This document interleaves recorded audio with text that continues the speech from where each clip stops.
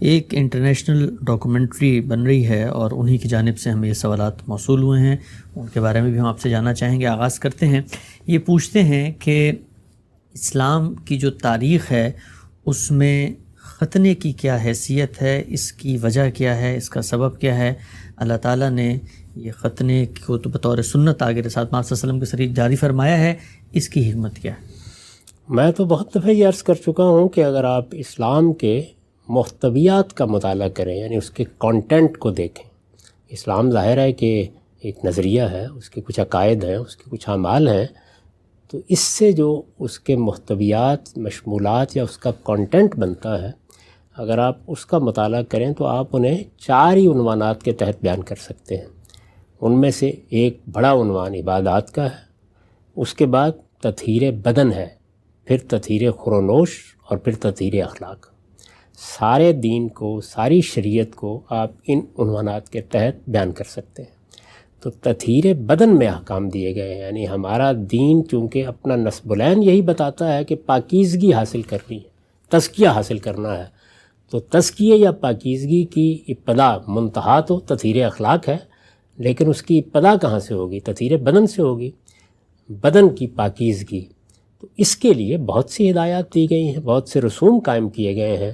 مثال کے طور پر حیض کے بعد غسل ہے، میت کو غسل دینا ہے، جنابت کے بعد غسل ہے، اللہ کی بارگاہ میں حاضر ہونے کے لیے وضو کرنا ہے، اسی طریقے سے مونچھیں پست رکھنی ہے، ایسے ہی بغل کے بال صاف کرنے ہیں، زیر ناف کے بال صاف کرنے ہیں۔ تو بہت سی ہدایات ہیں جو تطہیر بدن کے زیر عنوان آتی ہیں۔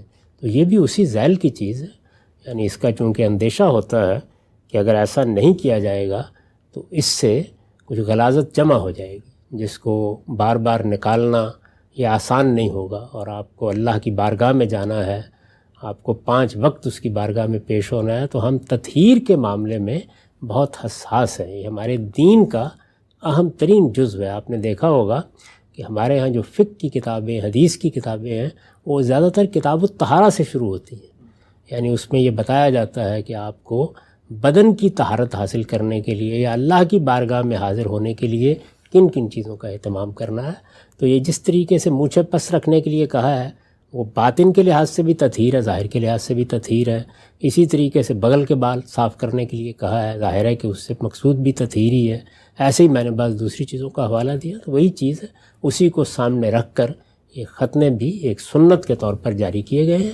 یہ انبیاء کی سنت ہے، رسالت مآب صلی اللہ علیہ وسلم سے پہلے بھی یہود اس کا اہتمام کرتے تھے، بلکہ یہ صاف معلوم ہوتا ہے کہ بنی اسماعیل کے ہم یہ اہتمام پوری طرح موجود تھا، تو اس کو اللہ کے آخری پیغمبر نے جاری رکھا ہے۔ ٹھیک۔ اچھا ہم سبھی جن چیزوں کا آپ نے ذکر فرمایا، زیر ناف کے بال ہوں یا بغل کے بال ہوں یا باقی چیزیں، ہم انسانی جسم کی جب ساخت پہ غور کرتے ہیں تو یہ چیزیں تو پیدا ہوتی ہیں، ہم ان کو کاٹتے ہیں، دوبارہ پیدا ہو جاتی ہیں، لیکن ایک چیز جس کے اندر اس طرح کا تطہیر کا پہلو تھا، اس کو اللہ تعالیٰ نے تخلیق ہی کیوں کیا؟ کیونکہ وہ تو پیدائش کے فوراً بعد ہی آپ نے اس چیز کو ختم کرنا ہے۔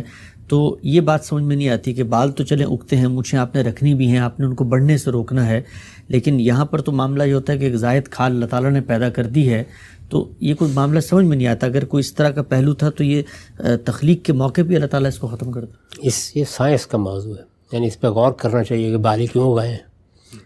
بالوں کے بغیر بھی ہو سکتا تھا، بغل میں بال اگنے کوئی ضروری تو نہیں تھے، نہ اگائے جاتے۔ اسی طرح کا معاملہ زیر ناف کے بالوں کا ہے۔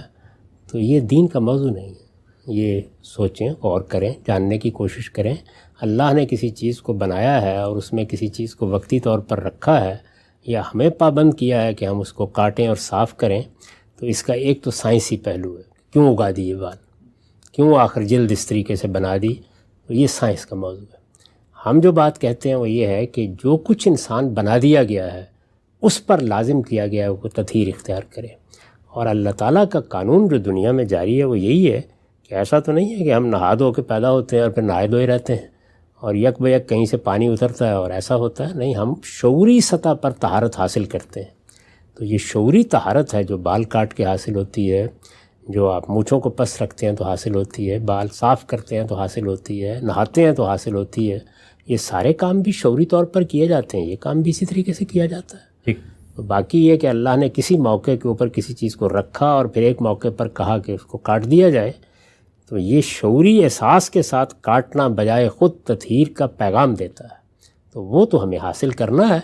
باقی یہ کہ اس سے پہلے اس کی کیا کیا معنویتیں ہیں، سائنس غور فرمائے اور ان کو تلاش کرتی رہے۔ ٹھیک، آگے بڑھاتے ہیں۔ بیان فرمائیے گا، یہود کے ہاں جو ختنے کی اہمیت ہے وہاں فرض کے درجے کی چیز رکھتی ہے، لازم ہے، بلکہ آپ کا تشخص ہی قائم نہیں ہوتا جب تک آپ یہ نہ کروائیں۔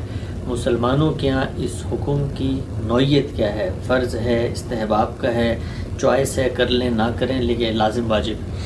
یہ ایک سنت کے طور پر جاری کیا گیا ہے، اور ایسی تمام چیزیں جن کے بارے میں صراحت نہ ہو کہ یہ فرض کر دی گئی ہیں یا ان کو اگر آپ نظر انداز کریں گے تو حرمت کا ارتکاب کریں گے، اگر صراحت نہ ہو تو سب درجہ استحبابی میں ہوتی ہیں، لیکن استحباب بہت مؤقت بھی ہوتا ہے۔ میرے نزدیک یہ استحباب مؤقت ہے، یعنی ان سب چیزوں کی بہت تاکید کی ہے رسول اللہ صلی اللہ علیہ وسلم نے۔ جس طریقے سے ہم دیکھتے ہیں کہ ویسے تو آپ جب چاہیں نفل پڑھیں، یہ بڑی خیر و برکت کی چیز ہے، لیکن نمازوں سے پہلے اور بعد میں بعض نوافل ہیں کہ جن کا حضور صلی اللہ علیہ وسلم نے التزام فرمایا، تو ان کو آپ کہتے ہیں نا یہ سنت مؤکدہ ہے۔ اس کا مطلب کیا ہے؟ سنت مؤکدہ کا مطلب ہے کہ وہ کام رسول اللہ نے خود بھی کیا اور اس کی تاکید بھی فرمائی، تو میرے نزدیک یہ اسی ذیل کی چیز ہے۔ یہ بتائیے گا ہم سب کہ ہمارے ہاں مسیحی روایت اسی الہامی روایت ہی کی ایک شاخ ہے، ان کے ہاں ختنے کے بارے میں جو ایک اپوزیشن نظر آتی ہے نظریات میں، اور بحیثیت پوری مجموعی تہذیب کے انہوں نے اس کو ایک طرح سے رد کر دیا ہے۔ اس کی کیا وجہ ہوئی؟ اگر الہامی روایت ایک ہی تھی، ایک ہی درخت کے مختلف شاخیں ہیں، دین وہی چلا آ رہا ہے، تو مسیحی روایت کے اندر ہمیں کیوں یہ نظر آتا ہے کہ انہوں نے ختنے کی اتنی بڑی ایک تہذیبی روایت، علامت، شناخت، سنت کو رد کر دی؟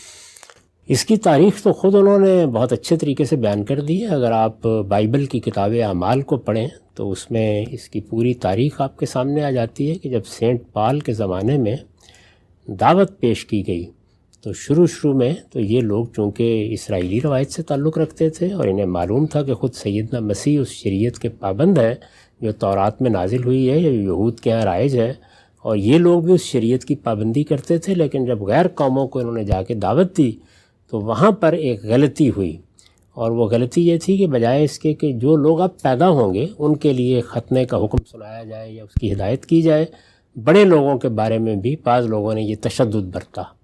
اس کے خلاف ایک رد عمل بھی ہوا اور بحث بھی پیدا ہوئی، تو شروع میں ہی یہ طے کر لیا گیا کہ یہ غالباً اسرائیلیوں کے لیے حکم تھا، اور سینٹ پال نے بتدریج یہ چیز پوری شریعت کے بارے میں منوا لی۔ تو اس لیے یوں نہیں ہے کہ صرف ختنہ گیا ہے، مسیحیوں کے ہاں پھر سینٹ پال کے بعد پوری شریعت چلی گئی ہے، اور اس طرح یہ یوں نہیں ہے کہ یہ کوئی جدید دور کا معاملہ ہے۔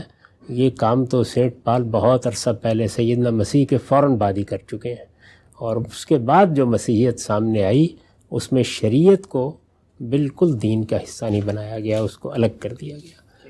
اس پر ہم تنقید بھی کرتے ہیں، اس کی غلطی بھی واضح کرتے ہیں۔ بیان فرمائیے گا کہ کوئی خاص طریقہ اسلام میں مقرر کیا گیا ہے ختنہ کرنے کا، یا یہ جو جدید طریقے ہیں میڈیکل سائنس میں آپریشن کے ذریعے ختنہ کروانے کے، اس کو بھی اختیار کیا جا سکتا؟ نہیں، جو طریقہ چاہے اختیار کریں، طریقے تو پہلے بھی لوگوں ہی نے ایجاد کیے ہیں، بس حکم دیا گیا ہے، اس سے آگے کچھ نہیں۔ آگے باقی سب کچھ حالات پر ہے۔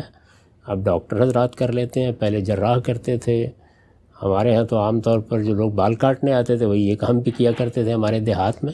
تو اس کا تعلق تو سوسائٹی کے عرف سے ہے، طریقے نئے ایجاد ہوتے چلے جائیں گے، اس میں سہولتیں بھی پیدا ہوں گی۔ اب تو آپ جانتے ہیں کہ بڑے بڑے آپریشن کیے جاتے ہیں، آدمی کو اطلاع بھی نہیں ہوتی، تو اس لیے بچوں کے ختنے میں بھی ان تمام چیزوں سے فائدہ آپ اٹھا سکتے ہیں، اس میں کوئی معنی نہیں۔ ٹھیک، آخری سوال ہم سے بھی بیان فرمائیے گا کہ صرف مردوں کے لیے خاص کیا گیا ہے؟ چونکہ ہم یہ دیکھتے ہیں بعض افریقی ممالک میں یہ بچیوں کے ساتھ پیدائش کے وقت معاملہ کیا جاتا ہے، کچھ زائد جلد کو کاٹ دیا جاتا ہے۔ سنت جو ہے، حکم جو ہے، وہ صرف مردوں کے لیے ہے یا عورتوں کے لیے بھی؟ صرف مردوں کے لیے ہے، سنت کے طور پر اسی کو جاری کیا گیا ہے، اسی سے تطہیر کا اصول بھی سمجھ میں آتا ہے۔ باقی جہاں تک اس طرح کی کچھ کلچرل روایتیں ہوتی ہیں یا ثقافتی پس منظر میں پیدا ہوتی ہیں، اس کا دین سے کوئی تعلق نہیں۔